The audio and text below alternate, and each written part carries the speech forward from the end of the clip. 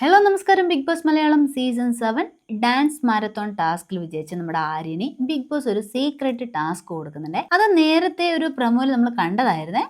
Task എന്ന് വെച്ചാൽ നമ്മുടെ ബിഗ് ബോസ് വീടിന്റെ പല സ്ഥലങ്ങളിലായിട്ട് പല ഫുഡ് ഐറ്റംസ് ഒളിപ്പിച്ച് വെക്കും. ആരും കാണാതെ ഈ ഫുഡ് എടുത്ത് കഴിക്കണം.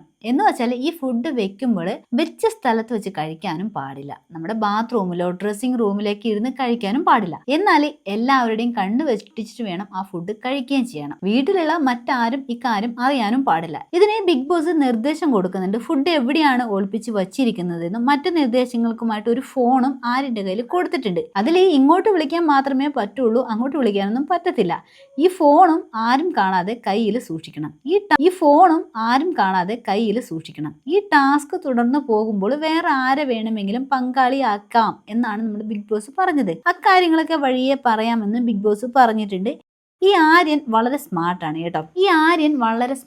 കേട്ടോ. ഡേ ബൈ ഡേ നമ്മുടെ ആര്യന്റെ ഗ്രാഫ് ഇങ്ങനെ മുകളിലോട്ടാണ് പോകുന്നത്. ഒരു നല്ലൊരു പ്ലെയർ ആയിട്ട് ആര്യൻ മാറിക്കൊണ്ടിരിക്കുന്നുണ്ട്. ആര്യൻ കുറെ സംശയങ്ങളൊക്കെ ചോദിക്കുന്നുണ്ട്. കൺഫെക്ഷൻ റൂമിലേക്ക് മറ്റുള്ളവരെ വിളിപ്പിക്കുന്ന കൂട്ടത്തിലാണ് ആര്യനെയും വിളിപ്പിക്കുന്നത്. അപ്പോൾ ആര്യൻ ചോദിച്ചു, ഇത് 7ന്റെ പണിയാണല്ലോ ബിഗ് ബോസ്, ബാക്കിയുള്ളവർ എന്തിനാണ് വിളിച്ചത്? അവർക്കും ഇതുപോലെ വല്ല സീക്രട്ട് ടാസ്കും കൊടുത്തിട്ടുണ്ടോ എന്നൊക്കെ കുത്തി ചോദിക്കുവാണ്. അപ്പോഴേ ആര്യൻ ചോദിച്ചു, ഇത് 7ന്റെ പണിയാണല്ലോ ബിഗ് ബോസ്, ബാക്കിയുള്ളവർ എന്തിനാണ് വിളിപ്പിച്ചത്?